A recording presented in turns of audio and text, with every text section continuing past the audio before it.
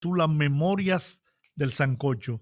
Ha venido a traernos un ejemplar a cada uno de nosotros y lo tenemos aquí. Me gustaría que nos hable sobre su obra, sobre la memoria del Sancocho.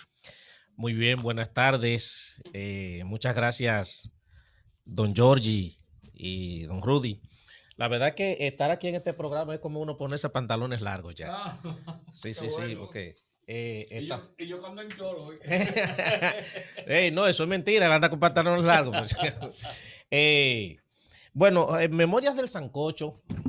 En primer lugar, el sancocho aquí lo asumo como metáfora porque me permite la libertad de poder trabajar diferentes temas en el orden cultural en el libro. Pero también Memorias del Sancocho es porque si existe un plato que define la dominicanidad y la identidad del pueblo dominicano, es el sancocho. Entonces, este es un libro que es muy nacionalista, es un libro muy dominicano, en el que yo procuro hacer un recorrido. Eso te iba a decir. ¿Cuál es el contenido real? Exacto. El contenido real es sobre el origen de expresiones, el origen de costumbres, de tradiciones, construcciones idiomáticas que nosotros tenemos y que yo creo que muchas personas desconocen el origen, de dónde viene. Y entonces lo que hacemos es que para poder hablar del origen de todas estas expresiones, entonces vamos construyendo historias a partir de ellas. Por ejemplo, para hablar de por qué se le llama concho a los carros públicos o por qué le llaman guagua a los autobuses de transporte público, de dónde viene la expresión la gatita de María Ramos o de dónde viene la expresión de cuando Cuca bailaba, etcétera, etcétera, etcétera. Entonces, por eso digo que es muy dominicano, porque aunque muchas de estas expresiones son de origen cubano, muchas de ellas, pero han sido sumamente asumidas en el habla y en el argot del pueblo dominicano. Y eso es lo que procuramos en Memoria del Sancocho. Bueno, ¿Y qué te motivó a ti este libro? Porque, Mi, porque uno tiene motivaciones para escribir, uno tiene motivaciones para plasmar más en un libro que en el cotidiano decir popular. ¿Por qué hacer un libro y englobar todo esto?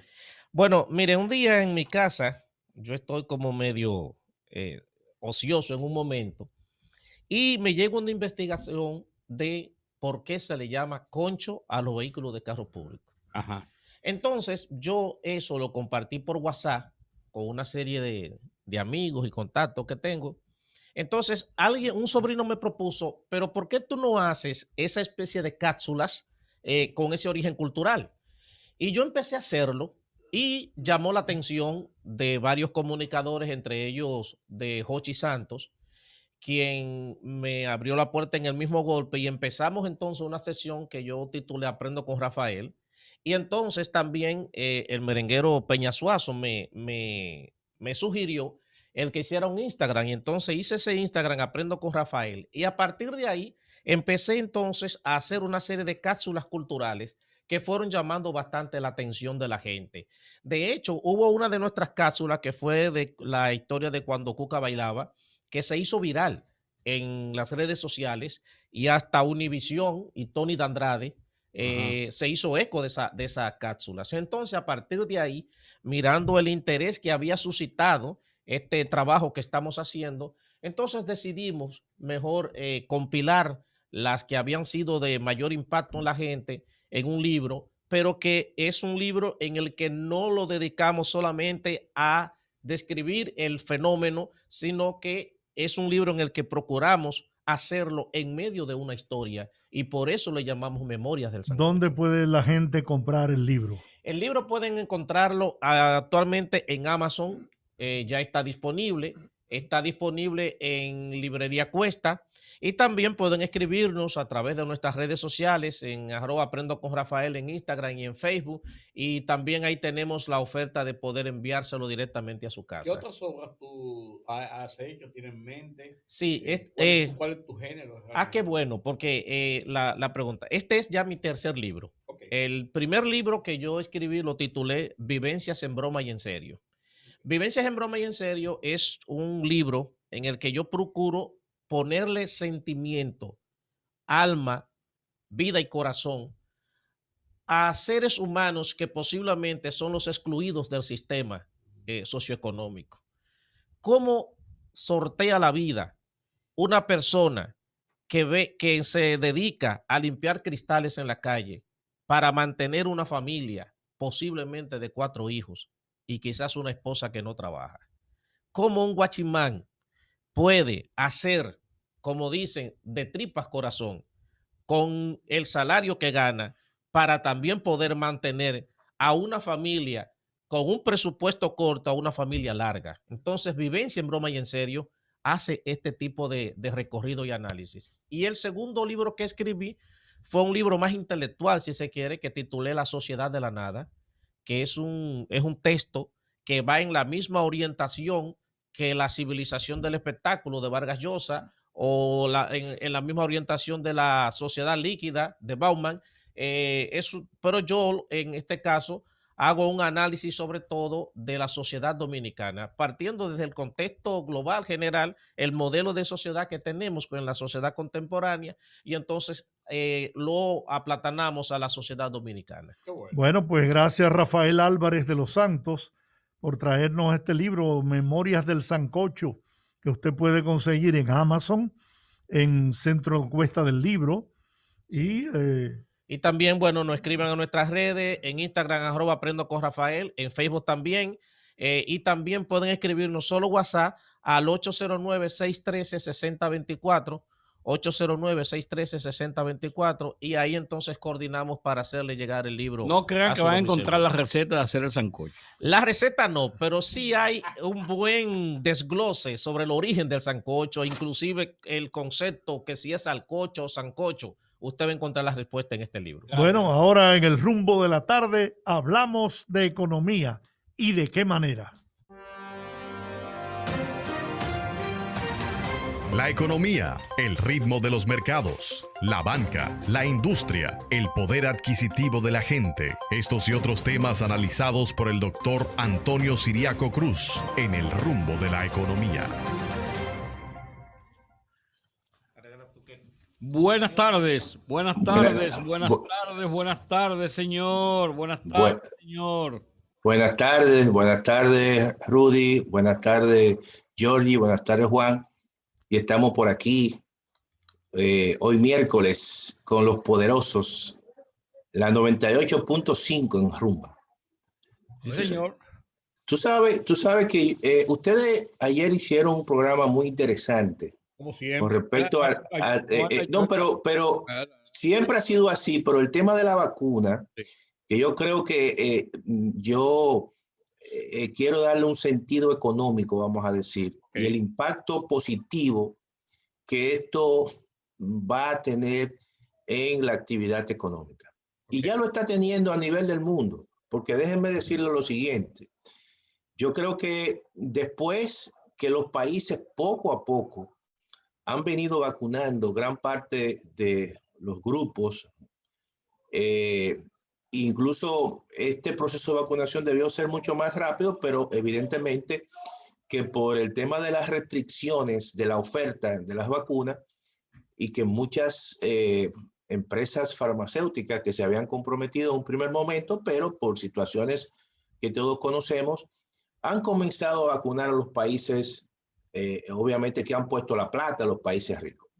Sin embargo, todo esto ha generado poco a poco un proceso de activación y de ruptura un tanto de la incertidumbre que había generado la vacuna.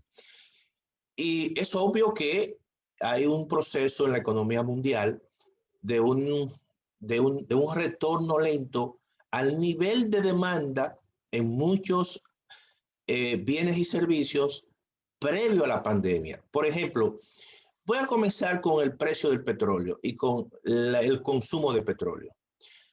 El consumo de petróleo prácticamente está retornando a su nivel pre-COVID. Y mucho de este movimiento a nivel internacional de las materias primas, que obviamente han incrementado sus precios y eso ha tenido un impacto negativo en economía como la nuestra, pero todo esto obedece a un movimiento lento de retorno al nivel de demanda previo del COVID.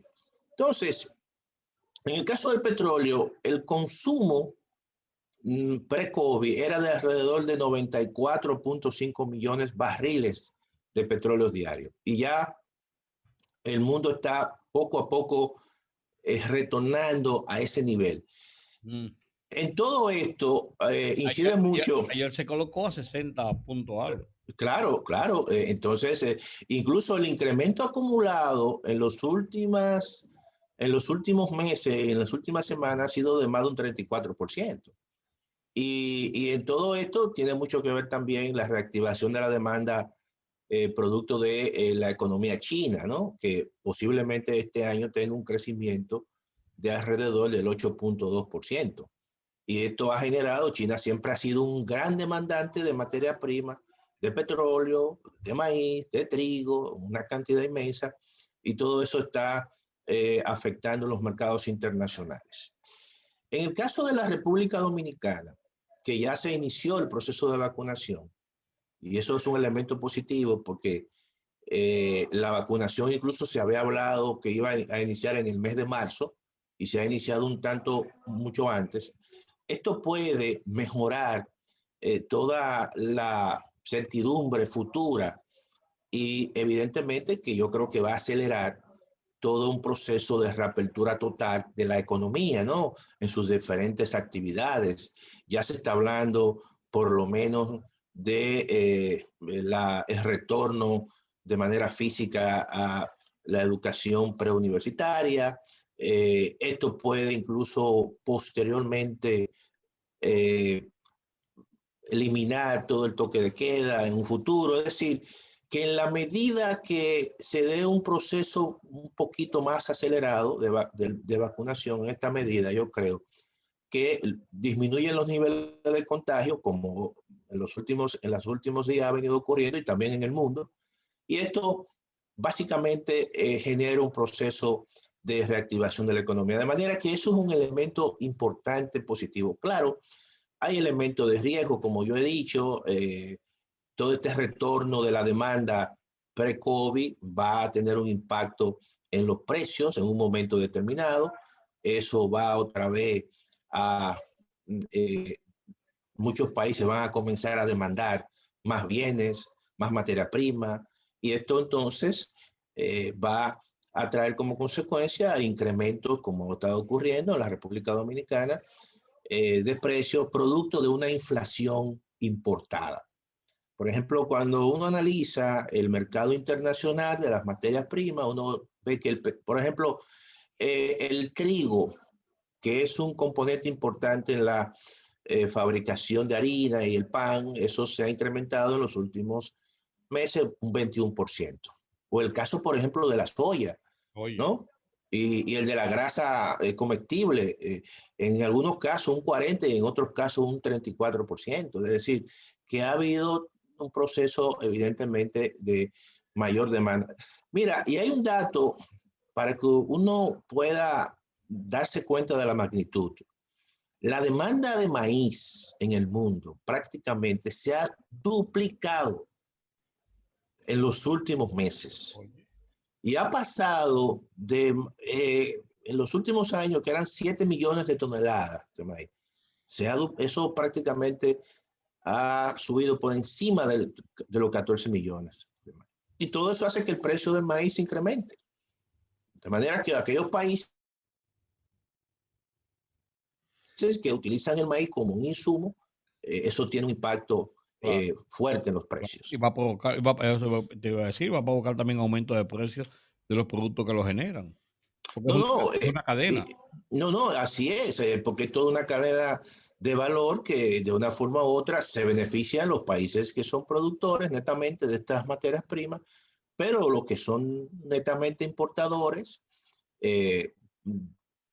obviamente que se perjudican, ¿no? Nosotros, yo creo que tenemos que aprovechar esta coyuntura y fondear de manera muy determinante nuestro sector agropecuario. Así es.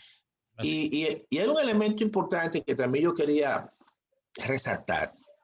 Yo creo que el gobierno necesita un impulso en términos de recursos. Muchas veces el gobierno ha anunciado varios proyectos importantes. La carretera del Ámbar, por ejemplo, la ampliación del puerto de Manzanillo o la construcción de hoteles o todo un polo turístico en la parte de Bahía de las Águilas. Entonces la gente se pregunta, ¿y de dónde va a salir el dinero? Sí. Mira, yo creo que el gobierno está apostando a la alianza público-privada, a la constitución de fideicomiso. Esto es importante porque el gobierno está, en cierta manera, cediendo una propiedad, vamos a decir, unos títulos, y el sector privado, en cierta manera, tiene que buscar una parte de la plata. Pero yo creo que debe haber un mecanismo de acelerar y no esperar que el sector privado pueda, no sé, de aquí a un mes, 2 meses, un año, buscar ese dinero. ¿Qué yo he pensado? Y es una propuesta, ¿no? Mira, yo creo que nosotros tenemos que ser creativos y en estos tiempos de emergencia. ¿Qué han hecho algunos países? Y no creo que esto vaya a generar inflación. Y lo voy a explicar. Muchos países y muchos bancos centrales en tiempos de emergencia, han financiado directamente a empresas y han financiado directamente a gobiernos. Entonces, todavía de esos 190.000 millones de pesos que el Banco Central colocó en los sectores productivos, hay una parte que no se han colocado, incluso el mismo gobernador, creo que 24.000 o 25.000 millones. ¿Por qué el Banco Central en tiempos de emergencia, en vez de colocar eso, no sé, en el sector privado, a través de la banca privada, por qué no lo coloca directamente? O el Banco Central puede hacer una especie de acuerdo con el gobierno y ese dinero colocarlo en esos grandes proyectos, de una forma tal que el gobierno pueda tener dinero y pueda reactivar la economía de manera más acelerada y tener el dinero para hacer esas grandes inversiones. Yo estoy diciendo inversiones puntuales, no estoy diciendo que eso sea la norma, ¿eh? Estoy diciendo que estamos viviendo un momento especial. Otros bancos centrales lo han hecho. ¿Y por qué nosotros no lo hacemos? ¿Hace colocaciones directas o a través de la banca normal? No, oye, tradicionalmente y con la ley del código, normalmente no lo debe hacer. Pero en tiempos especiales creo que hay momentos de excepción, creo que lo plantea el Código Monetario Financiero. En tiempos de excepción autorizado por el Congreso Nacional. Entonces, yo creo que nosotros no podemos esperar que un sector privado, por muchas razones, ¿verdad?, venga y traiga la plata y a lo mejor se le van al gobierno 2 años. Claro, claro. Pienso yo, o sea, es una idea, ¿verdad? Y estoy hablando para que no se diga, porque yo creo que esa ortodoxia monetaria que muchas veces a nosotros nos pone una camisa de fuerza, y muchas veces los procesos en tiempos de crisis y la demanda que tiene el gobierno, incluso hasta de generar empleo, el privado asuma eso. Y yo digo esto porque, por ejemplo, Rudy, y Georgie y Juan, ¿qué es lo que hace el Banco Central tradicional? ¿Qué es lo que hace? Bueno, agarra recursos, lo coloca a través de la banca privada y la banca privada se lo presta al sector privado. El efecto neto es que, y lo que estoy planteando, que esa inversión privada la haga directamente el Estado en tiempos de crisis, como una forma evidentemente de reactivar e impulsar la economía. Yo creo que tenemos que ser creativos en tiempos de crisis. Creativo, claro. Y no es verdad que eso va a generar, no es verdad que eso te va a generar a ti un proceso inflacionario. No es cierto, porque son cosas muy puntuales y además en tiempos especiales. Y lo hacen directamente, porque tú sabes que a veces el temor de la gente o de los inversionistas son los trucos de cámara por debajo de la puerta y favoritismo. Si no hacen, no, claro. Funciona. No, yo lo que digo es que que de una forma u otra, porque el presidente ha hecho anuncios, muchos anuncios, incluso todos sabemos que hay restricciones en términos de recursos, y ha hecho un esfuerzo en términos del manejo del gasto público, y eso hay que reconocerlo, ¿verdad? De hacer una especie de reasignación de partidas de baja productividad a partidas de alta productividad, y es lo que el gobierno le dice que es un ahorro que ha conseguido, y eso lo dedica a la salud, pero la economía necesita gastar más. La economía necesita que esos grandes proyectos que sirvan como un mecanismo de jalar al sector privado, para que el sector privado, cuando vea realmente que ya comienza a moverse la economía, entonces el sector privado, ¿verdad?, le sigue al gobierno. Porque en tiempos de crisis, el gobierno está impulsando muchas obras a través del Ministerio de Obras Públicas. sí, claro. Una gran cantidad, y eso genera empleo. No. Estoy de acuerdo, Georgie. Así. Estamos perdiéndolo, doctor. ¿Y ahora? Ahora sí. Sí, pues sí, y déjame decirte, todos sabemos ese esfuerzo, porque no es fácil. Eso es sacando un chelito de aquí y poniéndolo en tal sitio, porque tú sabes que las recaudaciones ahora que se están recuperando de una caída muy grande que ha habido. Sí. Entonces, yo lo que digo es que necesitamos de esos grandes o dos grandes proyectos que le den un jalón a la economía, que son grandes proyectos, cuando tú hablas de desarrollar Bahía de las Águilas, porque al final, ¿quién se va a beneficiar? El sector privado. A final de cuentas. Al final de cuentas va a ser así. Claro. Bueno. Entonces, eso es una propuesta, obviamente, que uno la hace con la mejor intención. La carretera que va... Tiene fundamento. La carretera que va desde Atomayor a Miche también está siendo reconstruida. Sí, cierto. Eso le va a dar vida a esa zona que tiene una playa hermosa, Playa Esmeralda. Sí, hay una playa escondida por ahí que cuando esa carretera esté abierta, obviamente que eso va a impulsar el desarrollo de esta zona, claro. Así es. El sistema vial de República Dominicana es muy bueno.